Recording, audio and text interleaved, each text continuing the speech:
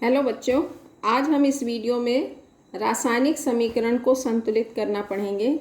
हमेशा समीकरण को संतुलित करके लिखा जाता है क्योंकि द्रव्य के अविनाशिता के नियम के अनुसार आपने पढ़ा है कि पदार्थ रासायनिक क्रिया के दौरान नष्ट नहीं होता है। इसका मतलब हमें समीकरण के दोनों ओर प्रत्येक तत्व के परमाणुओं की संख्या को बराबर करके लिखना होता है और यह क्रिया समीकरण का संतुलित करना कहलाती है। और इस प्रकार से जो समीकरण हमको प्राप्त होता है उसे हम कहते हैं संतुलित समीकरण। ठीक है। समीकरण को संतुलित करने की दो विधियां हैं, एक है अनुमान विधि और दूसरी है आंशिक समीकरण विधि, hit and trial method and और पार्शियल इक्वेशन मेथड। इसमें अनुमान विधि में क्या करना है? अनुमान का मतलब होता है अंदाज से। अनुमान का मतलब क्या होता है? अंदाज से। तो हमें एक एक करके समीकरण के दोनों ओर, मतलब ये समीकरण लिखा है, इसके दोनों ओर प्रत्येक तत्व को एक एक करके, प्रत्येक तत्व के परमाणुओं की संख्या को एक एक करके संतुलित करना पड़ता है। ठीक है। जैसे आपको ये उदाहरण के लिए दिया है, ठीक, इसमें देखिए, आपको इसमें पता होना चाहिए संकेत। पहले इधर देखिए पोटेशियम 1 है, इधर भी पोटेशियम 1 है। यहाँ Cl कितना है? 1 है। इधर भी Cl कितना है? 1 है। यहाँ कितना है? ऑक्सीजन 3 है और यहाँ कितना है? 2 है। तो आप क्या करेंगे कि ऐसी संख्या से गुणा करें कि दोनों तरफ बराबर हो जाए। तो आप यहाँ पर 2 से गुणा कर दीजिए तो ये क्या हो जाएगा? 2 तिहाई 6, और ये इस यहाँ पर 3 से गुणा कर दीजिए तो 3 दूनी 6। अब देखिए यहाँ पर ऑक्सीजन की संख्या आपने जैसे ही बराबर किया, यहाँ पे जो 2 अंक लिखा तो ये 2, इसका मतलब हो गया 2 पोटेशियम 2 क्लोरीन। तो इधर अब क्या हो गया? सब गड़बड़ हो गया, असंतुलित हो गया समीकरण। तो इसको फिर से हमें वापस संतुलित करना है। यहाँ पे 2 पोटेशियम है तो इसको भी 2 करना है, 2 क्लोरीन है तो यहाँ पे आप किसका गुणा कर देंगे? 2 का। तो 2, इसका मतलब हो गया 2 पोटेशियम 2 क्लोरीन। अब देखिए समीकरण आपको क्या मिल गया? संतुलित समीकरण मिल गया। अब कुछ ऐसे समीकरण हैं, इसमें और भी देखिए, जैसे इसका उदाहरण आप लोग को यहाँ पे बताए हैं।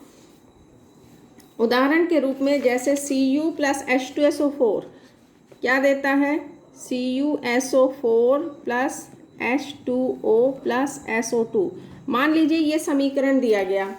अब इसमें आपको फिर से समझोगे, यहाँ पे देखो कॉपर 1, इधर भी कॉपर 1, हाइड्रोजन यहाँ 2, यहाँ भी हाइड्रोजन 2 है, सल्फर इधर 1 है। लेकिन यहाँ पर ये जो प्लस है, ये एक तरफ के जो होते हैं वो सब जुड़ जाते हैं और ऐसे ऐसे अंक जो होते हैं उनका गुणा हो जाता है। तो यहाँ पे देखिए सल्फर कितने हो गए? 2, जबकि यहाँ पे सल्फर 1 है। तो इधर भी आपको 2 करना है। तो बीच में नहीं करेंगे, कहाँ लिखेंगे? यहाँ पर, मतलब सूत्र के पहले लिखेंगे। तो सल्फर 2 हो गया, इधर भी सल्फर 2 हो गया। लेकिन हम हाइड्रोजन जो संतुलित किए थे वो वापस असंतुलित हो गया। तो यहाँ पे कितना हो गया? 2 दूनी 4, जबकि यहाँ पे कितना है? 2 है। तो इसको भी हमें 4 करना है। तो अब हम कहाँ पे करेंगे, कैसे करेंगे? यहाँ पे 2 का गुणा कर दिए तो ये 2 दूनी 4 हो गया। अब ये देखिए ऑक्सीजन, अब आपका ये सब संतुलित हो गया। अब बचा ऑक्सीजन। ऑक्सीजन देखिए 4 दूनी 8, 8 है इधर, इधर कितने हैं? 4 और 2 6 7 8। इस तरह से आपको संतुलित समीकरण प्राप्त हो जाता है। लेकिन कभी कभी कुछ समीकरण ऐसे मिलते हैं जिसमें कि अणु के रूप में जो होते हैं, गैसों के अणु होते हैं। उदाहरण के रूप में आपको मिलता है, जैसे उदाहरण के रूप में C2H2 + O2 क्या दे रहा है? CO2 + H2O। इस तरह का समीकरण है। तो इसको भी हम अनुमान विधि से हम संतुलित कर सकते हैं, जैसे कि हमने पहले बताया है, एक एक तत्व को कर सकते हैं।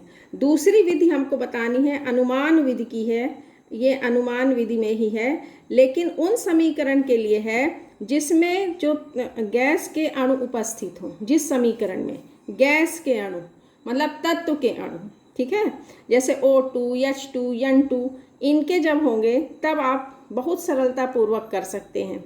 देखिए हम दोनों तरह से बता रहे हैं। ये जो दूसरी विधि है अनुमान विधि की दूसरी विधि, जो बड़े बड़े समीकरण होते हैं उनको सरलता से इस विधि से हम कर सकते हैं। इसके लिए यदि मान लीजिए कोई गैस का अणु है समीकरण में, तो उसे पहला क्या करेंगे, परमाणविक अवस्था में लिखेंगे, ठीक है। इसको हम किस अवस्था में लिखेंगे, परमाणविक अवस्था में, परमाणविक अवस्था में गैस के अणु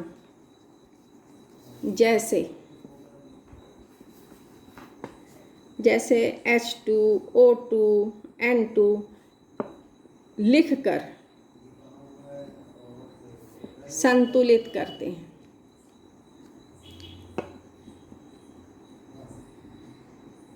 हाँ, जैसे अब ये मिला है तो आपको कैसे लिख लोगे, पहले परमाणविक ढांचा बना लोगे, C2H2 प्लस O, ये परमाणु अवस्था में लिख लिए, और CO2 प्लस H2O।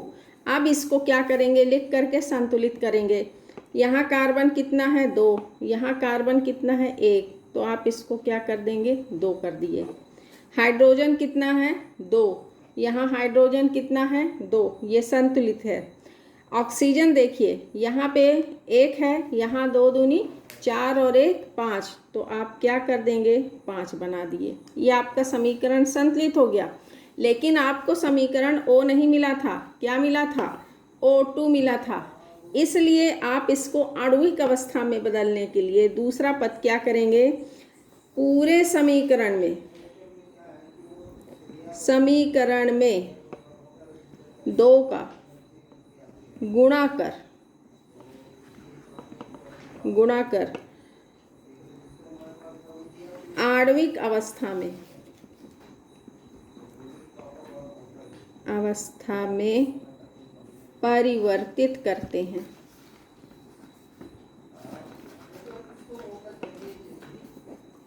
जैसे अब देखिए आपको ये समीकरण मिला, संतुलित हो गया था। अब क्या करोगे, C2H2 प्लस 5O, ये था ना, अब क्या हो जाएगा, 2CO2 था प्लस H2O, ये था। इस पूरे समीकरण में कितने का गुणा कर दोगे, 2 का। जब 2 का गुणा करोगे तो ये तो 2 हो गया। अब इसमें 2 यहाँ नहीं बढ़ाना है। जब इस प्रकार से संतुलित करोगे तो जब आणविक में बदलोगे तो यहाँ लिखोगे, क्योंकि इसी के लिए हम 2 से गुणा कर रहे हैं। अब ये पहले से ही 2 था तो 2 दूनी 4, और ये क्या हो जाएगा, 2। अब इस तरह से आपको संतुलित समीकरण प्राप्त हो जाएगा, ठीक है ना। और आप डायरेक्ट भी कर सकते हैं। यहाँ पे कितना था, यहाँ पे देखिए कितना था, 2, यहाँ पे 1 था। तो पहले आप क्या करते, देखिए इस तरह से अगर आप करें तो सरल पड़ा, लेकिन इस तरह से करेंगे तो क्या कठिनाई आएगी, इसको आप देखोगे। 2 यहाँ था तो ये 2 करते, 2 कार्बन। हाइड्रोजन कितना है, 2। अब ऑक्सीजन को देखते, ऑक्सीजन को, तो यहाँ पर कितना है, 2 है, लेकिन यहाँ 2 दूनी 4 और 1 5, ठीक है ना। तो यहाँ पे क्या करते, 5 कर देते, 2 दूनी 4 और 1 5। तो अब यहाँ पर यदि आप बढ़ाते हो तो 5 नहीं हो सकता है, क्योंकि इसका 2 से मल्टीप्लिकेशन होगा।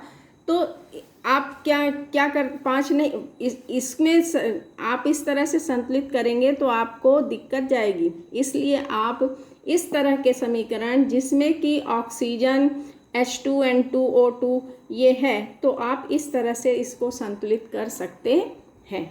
आगे समझ में, ठीक है। 1-2 ठो और बताते हैं आपको इसी तरह से संतुलित करना। जैसे उदाहरण के रूप में आप लोगों को है ये Fe plus H2O, Fe plus H2O। अब देखो इसको अनुमान विधि से, इधर कितना है, एक Fe है, इधर कितना है, 3।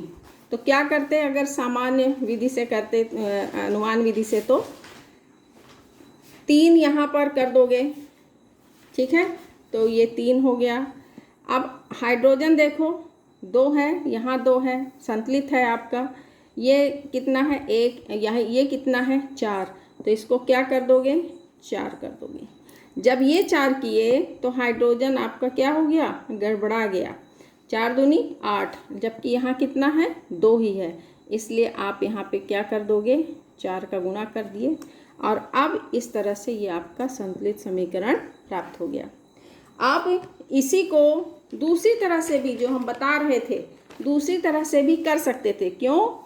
क्योंकि इसमें H2 है। कैसे करते, क्या लिखा है, Fe प्लस H2O। दूसरी मेथड भी समझ लो जो हमने बताई है। क्या हो गया, Fe3O4 प्लस H2। आपको ये समीकरण दिया गया मान लो, तो आप दूसरी मेथड से अनुमान विधि के द्वारा कैसे करोगे, क्योंकि इसको कर सकते हो। इसमें क्या है, हाइड्रोजन है और आणविक अवस्था में है, ठीक है। तो इसको हम दूसरी विधि से कैसे, पहले आप परमाणुक स्टेप में परमाणुक अवस्था में इसको लिखोगे तो क्या हो जाएगा, Fe प्लस H2O क्या देगा, Fe3O4 प्लस H। पहले परमाणुक अवस्था में लिख लोगे, परमाणुक अवस्था में लिख लिए, ठीक। फिर इसके बाद अब इसको संतुलित करना है। इधर कितना है, Fe 1 है, इधर कितना है, 3 है, तो आप क्या करते, इसको 3 बना देते। अब यहाँ देखो हाइड्रोजन कितना है, 2, यहाँ कितना है, 1, तो आप इसको क्या करते, 2 बना देते, ठीक, संतुलित हो गया। लेकिन यहाँ ऑक्सीजन कितना है, 1, यहाँ कितना है, 4, तो इसको 4 बनाने के लिए आपको 4 यहाँ करना पड़ेगा। तो ये हो गया 4 दूनी 8, तो आपका ये हो जाएगा 8। आगे समझ में, इस तरह से आपको संतुलित करना है। अब इसके बाद इसे परमाणुक अवस्था में बनाने के लिए पूरे समीकरण में 2 का गुणा करना पड़ेगा। तो जब 2 का गुणा करोगे पूरे समीकरण में तो क्या बन जाएगा, ये आपको मिला था समीकरण, 4H2O क्या दे रहा है, Fe3O4 प्लस 8H, ठीक है। इस पूरे में आप 2 का क्या कर दोगे, गुणा कर दिए, तो क्या मिल गया आपको, 6Fe प्लस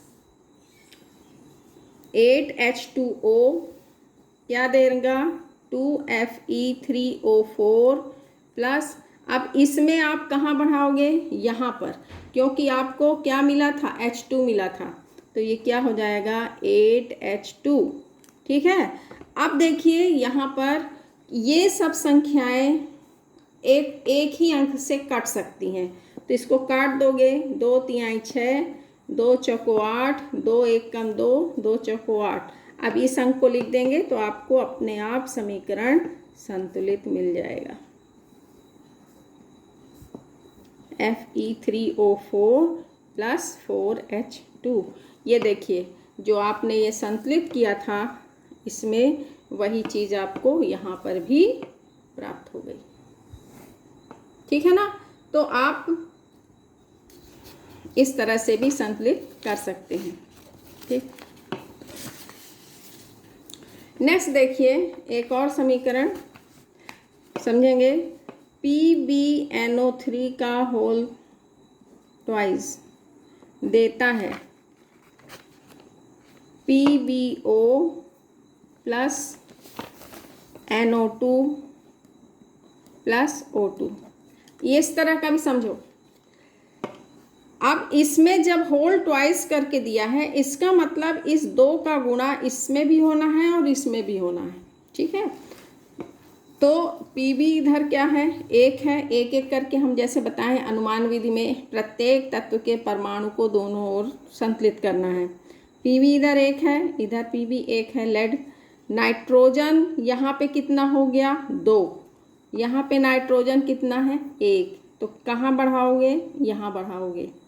फिर ऑक्सीजन की बारी, 3 दूनी 6। अब यहाँ पे देखिए कितने ऑक्सीजन हो गए हैं, तो ये हो गया 2 दूनी 4, 5 6 और 1 क्या हो गया 7। ठीक है, तो इस तरह से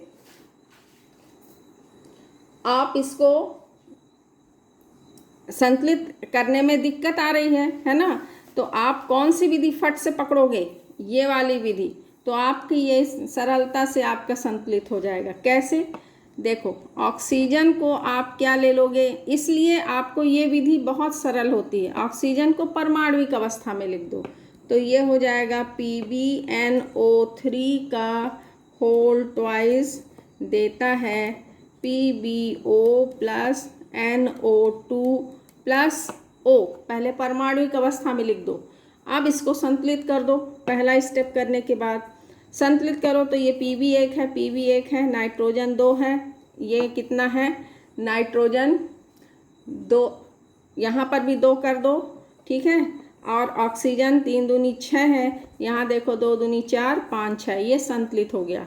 अब दूसरा स्टेप फट से करोगे, पूरे समीकरण में 2 का गुणा कर दिए, तो ये क्या हो जाएगा 2PbNO3 का होल ट्वाइस देगा 2PbO प्लस, और ये हो जाएगा 2 का इसमें मल्टीप्लाई होगा 4NO2 प्लस। अब इसको कहाँ बढ़ाओगे, यहाँ O2 को यहाँ लिखोगे, क्योंकि आणविक अवस्था में बदलने के लिए हम ऐसा करेंगे। अब देखिए ये आपका समीकरण संतुलित प्राप्त हो गया।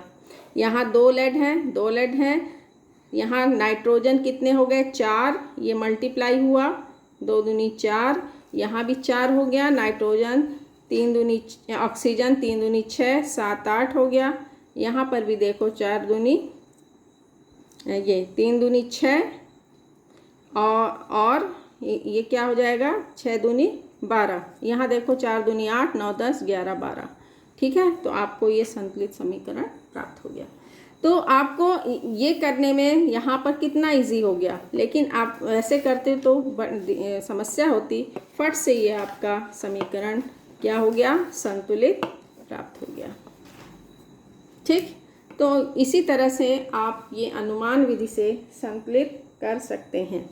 ठीक, आपको जो विधि अच्छी लगी हो, जो विधि अच्छी लगे, आप सरल लगे, आप उसी से कर सकते हैं। दूसरी है आंशिक समीकरण विधि। आंशिक समीकरण विधि में आप क्या करेंगे, ये विधि का हम वहाँ उपयोग करते हैं जहाँ पर कि जो अभिक्रियाएं जटिल होती हैं, मतलब वे अभिक्रियाएं जो एक पद में न होकर कई चरणों में होती हैं, एक पद में न होकर कई चरणों में होती हैं, उन्हें हम जटिल अभिक्रिया कहते हैं। और ऐसी अभिक्रियाओं को हम आंशिक समीकरण विधि द्वारा संतुलित करते हैं। इसमें क्या होगा, जो प्रत्येक पद होंगे उन्हें हम अनुमान विधि से पहले संतुलित कर लेंगे। ठीक है, फिर माध्यमिक यौगिक किसको बोलेंगे, जो समीकरण के दोनों ओर उपस्थित हों उसे हम क्या बोलेंगे माध्यमिक यौगिक। तो माध्यमिक यौगिक को काटते हैं, यदि आवश्यक हो तो समीकरण में उचित संख्या का गुणा करके काटते हैं। मतलब माध्यमिक यौगिक की संख्या बराबर करने के लिए अब अगर हमें ज़रूरत होगी तो हम उचित संख्या का गुणा करेंगे। फिर सभी समीकरण के पदों में क्रियाकारकों को बाईं ओर और फिर क्रियाफल को दाईं ओर लिखते हैं, और इस प्रकार हमें संतुलित समीकरण प्राप्त हो जाता है। समझोगे, जैसे मान लीजिए आपको कहा गया कि Ag की सिल्वर की नाइट्रिक अम्ल के साथ क्रिया, ठीक है, कराने पर नाइट्रिक ऑक्साइड और सिल्वर नाइट्रेट और जल प्राप्त होता है। लेकिन ये अभिक्रिया एक पद में नहीं होती है, कितने चरणों में होती है, 1 2 3। ये होगी तब ये होगी, और जब ये हो जाएगी तब ये होगी, और फिर कंप्लीट होगी रिएक्शन। मतलब एक चरण में कंप्लीट नहीं होती है, और ऐसी अभिक्रियाओं को हम जटिल अभिक्रिया कहते हैं। इन अभिक्रियाओं को आंशिक समीकरण विधि के द्वारा हम संतुलित करते हैं। तो इसमें पहले आपको जैसे ये दिया गया, तो आप पहले इसको संतुलित करेंगे। प्रत्येक पद को हम जैसे पीछे वाली मेथड बताए थे अनुमान विधि, उससे संतुलित कर लेंगे। उसके बाद माध्यमिक यौगिक देखिए, जो समीकरण, ये समीकरण है, इसके इस ओर और इस ओर हो, जैसे मतलब देखिए इधर Ag2O इधर भी है, इधर भी है, वो जो ऑक्सीजन, नवजात ऑक्सीजन इधर भी है और इधर भी है, तो इनको हमें काटना है, जो समीकरण के दोनों ओर हो जाएंगे। फिर क्या करना है, काटने के बाद यदि मान लीजिए हमको ज़रूरत हो तो हम आवश्यक संख्या का गुणा करेंगे, अभी हम समझाएंगे इसमें, और फिर माध्यमिक जो यौगिक हैं उनको काट देंगे। इस तरफ क्रिया कारकों को जोड़ के और क्रियाफल को इस तरफ जोड़ के लिख देते हैं, हमें संतुलित समीकरण प्राप्त हो जाएगा। जैसे उदाहरण के रूप में ये है, अब देखिए इसको संतुलित करेंगे। हाइड्रोजन 1 है, इधर कितना है 2, तो इसको क्या कर दिए 2 कर दिए, ठीक। अब नाइट्रोजन की बारी, नाइट्रोजन 2 हो गया, इधर 1 है, तो इसको भी क्या कर देंगे 2 कर देंगे। अब ऑक्सीजन 3 दूनी 6, इधर देखिए 2 1 3 और ये 4, तो आप क्या करेंगे, ये 2 हो गया, 3 दूनी 6 है, तो ये 2 हो गया, एक 3 और एक ये 4, तो हम यहाँ पे क्या कर दें, 3 है, 3 ये कर दें, तो 3 4 5 6 बराबर हो गया, ठीक। ये संतुलित हो गया समीकरण। अब इसकी बारी, यहाँ पे Ag1 है, यहाँ कितने हैं 2, तो इसको भी आपको क्या करना पड़ेगा 2। यहाँ इस ये नवजात ऑक्सीजन ये कितनी है 1, और यहाँ पे कितना है ऑक्सीजन 1 है, तो इसको आप, ये संतुलित है। अब इसके बाद हम इसमें चलेंगे। Ag यहाँ कितने हैं 2, यहाँ कितना है 1, तो इसको आप क्या करोगे 2 करोगे। ऑक्सीजन 3 और 1 ये 4, और यहाँ कितना हो गया 3 दूनी 6 और 1 7, तो आपको क्या करना है कि ये इधर बराबर हो जाए दोनों तरफ, इसको आप किससे गुणा कर दीजिए 2 से, तो 2 3 6 और 1 7 हो गया। अब हाइड्रोजन को संतुलित करना है। हाइड्रोजन कितने हो गए 2, यहाँ पे भी हाइड्रोजन 2 है। नाइट्रोजन देखिए यहाँ 2 है, यहाँ पर भी 2 हो गया, ठीक है, और ऑक्सीजन आपने संतुलित कर लिया था, मतलब अब आपका ये समीकरण संतुलित है, ठीक। तो प्रत्येक पद को हमने अनुमान विधि से जैसे पहले बताया था उस तरह से संतुलित कर लिया।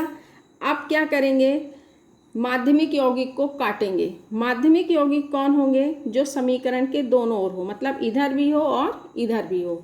तो देखिए यहाँ पे इधर ऑक्सीजन, नवजात ऑक्सीजन इधर भी है और इधर भी है O, लेकिन ये 3 है और ये कितनी है 1, तो इसको हमें काटना है, बराबर करना है। तो इस समीकरण को किससे गुणा कर दोगे 3 से, तो ये और ये कट जाएगा, ठीक। और दूसरा चीज़ क्या है दोनों ओर, ये Ag2O और Ag2O दोनों ओर है ना, तो Ag2O अब जब गुणा करोगे तो ये 3 हो जाएगा, और ये कितना है 1 ही है, तो इस समीकरण को भी हमें 3 से गुणा करना पड़ेगा, तब जाके ये संतुलित होगा। तो आप इसको 3 से गुणा कर दिए, अब ये कट जाएगा किससे, इससे। अब क्या करना है कि इधर वाले समीकरण को, ये क्रिया कारकों को इधर जोड़ के लिखना है और इधर इसको जोड़ के गुणा करने के पश्चात, तो जैसे आप देखिए इसमें आपने नहीं गुणा किया था, तो पहले कितने HNO3 हैं 2, और यहाँ पे HNO3 कितने हो गए 3 दूनी 6, तो 6 2, ये इधर वाला जुड़ जाएगा, लेकिन ऐसे में गुणा होगा, तो 3 दूनी 6 और 2 8, कितने 8 HNO3, कितने HNO3 हैं 8 HNO3। और अब क्या बचा है, ये जुड़ गया, ये कट गया है, Ag बचा है, कितने Ag हैं 3 का गुणा करे हो, 3 दूनी 6 Ag, ठीक। क्या दे रहा है, अब इधर कुछ नहीं बचा है, सब जोड़ के लिख दिया। अब इधर देखो ऊपर वाले में H2O और NO बचा है, और इधर भी H2O है, तो H2O को इकट्ठा जोड़ के लिखोगे, ठीक है। तो NO कितने हो गए 2, 2 NO बने और 2 AgNO3 बन गए, 2 तिहाई 6 AgNO3 बन गए। और वाटर कितना है 3 और 1 ये 4 प्लस 4H2O।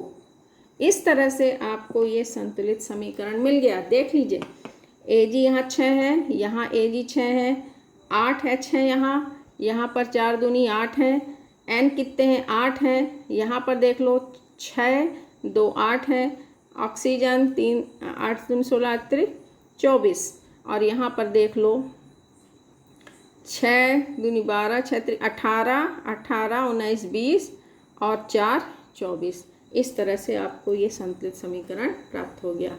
तो इस तरह की अभिक्रियाएं जो जटिल होती हैं, कई चरणों में होती हैं, उनके लिए हम इस विधि का प्रयोग करते हैं। ठीक, एक और समझिए, ये दूसरा उदाहरण दिया गया है।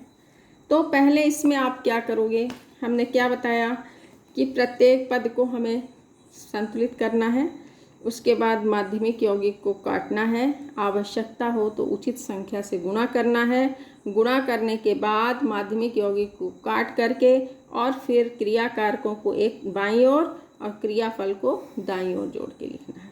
ठीक है ना। अब देखिए इधर हाइड्रोजन यहाँ 2 है, यहाँ 1 है, तो आप इसको क्या कर देंगे 2। नाइट्रोजन यहाँ कितना है 2, यहाँ कितना है 1। ठीक है, तो इसको भी आप क्या कर देंगे 2। अब ऑक्सीजन देख लो 3 दूनी 6 हो गया, ये 4 5 और ये 2 और ये 2 4 हो गया, तो यहाँ पे क्या कर दोगे 3, तो ये 3 और 4 5 और ये 6 संतुलित हो गया। अब इसको देखो Cu 1 है, ऑक्सीजन 1 है, ये संतुलित है। फिर इसको देखो Cu 1 है, ऑक्सीजन 3 और 1 4 है, यहाँ पे देखो 3 दूनी 6 और 1 7 है, तो इसमें क्या कर दोगे कि ऑक्सीजन बराबर हो जाए, तो यहाँ पर 2 का गुणा करोगे तो 2 तिहाई 6 और 1 7 बराबर हो गया। अब हाइड्रोजन को देखोगे, हाइड्रोजन यहाँ 2 है, यहाँ 2 है। नाइट्रोजन को देख लीजिए, यहाँ 2 है और ये इसका मल्टीप्लाई होगा तो 2 हो जाएगा। ऑक्सीजन आप संतुलित कर चुके हो, मतलब अब आपका इक्वेशन संतुलित हो गया। अब इसके पश्चात माध्यमिक यौगिक को काटना है। देख लीजिए माध्यमिक यौगिक कौन होंगे, जो दोनों ओर हों, आपको समझाए थे। कौन कौन से हैं देखो, इसमें एक तो ये ऑक्सीजन है, ठीक, और एक ये कॉपर ऑक्साइड। ठीक, तो अब इनको काटना है, लेकिन यहाँ पे ऑक्सीजन कितनी है 3, यहाँ पे 1 है, तो इसको आप किससे मल्टीप्लाई करोगे 3 से। ठीक, तो ये और ये कट जाएगा। आप CuO जब 3 से गुणा करोगे तो 3 ये भी हो गया, तो इसको भी 3 करना पड़ेगा, इसको भी आप किससे गुणा कर दिए 3 से गुणा कर दिए। ठीक, तो अब इस तरह से आपका ये और ये कैंसिल हो गया।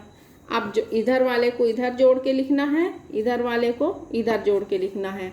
कैसे करोगे, देखो कॉपर कितना है 3, तो 3Cu प्लस, अब और क्या बचा है HNO3, ऊपर भी और नीचे, तो इधर वाला जुड़ जाएगा, तो कितने हो गए, ये इसमें गुणा होगा 3 दूनी 6 और 2 8, तो 8 HNO3 हो गया। ठीक, क्या दे रहा है, अब इधर देखो H2O नीचे भी है और ऊपर भी है, तो इकट्ठा मिला के लिख दोगे, तो 3 ये हो गया और 1 ये, कितने H2O 4 H2O प्लस ये बचा है 2NO प्लस, अब इसका मल्टीप्लिकेशन इसमें भी होगा, तो क्या हो गया, ये भी 3 हो गया, तो क्या बन गया 3CuNO3 का होल ट्वाइस। अब आप देख सकते हैं आपको ये संतुलित समीकरण प्राप्त हो गया। ठीक है ना। तो इस तरह से समीकरण संतुलित करते हैं, और ये आपको बनना चाहिए, क्योंकि 11वीं में ही सब पूरा बेसिक है, और आगे आपको समीकरण संतुलित करना नहीं बताया जाएगा। तो हमारी समझ में, आपको समझ में आ गया होगा। आप लाइक करिए, वीडियो को शेयर करिए और सब्सक्राइब करिए। ज़्यादा से ज़्यादा बच्चों को शेयर करेंगे तो ज़्यादा से ज़्यादा बच्चे लाभान्वित होंगे। धन्यवाद।